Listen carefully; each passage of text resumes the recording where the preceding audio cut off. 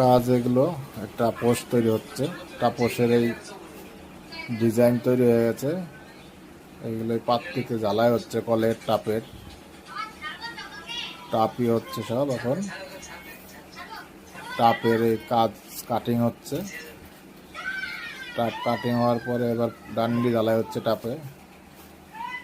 এগুলো ডান্ডি জ্বালার পরে তেজাব হয়ে যাবে, তেজাব করার পরে পলিশ হয়ে যাবে।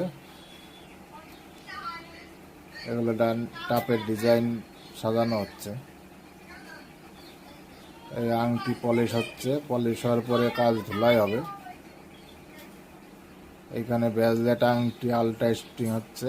এগুলো ধোয়ার পরে একটু ধুলাই করার পরে কাজ সব নোংরা থাকলে সব বেরিয়ে যাবে। এরপরে শুকা মারার পরে দিয়ে দুবারা তারপরে কাজ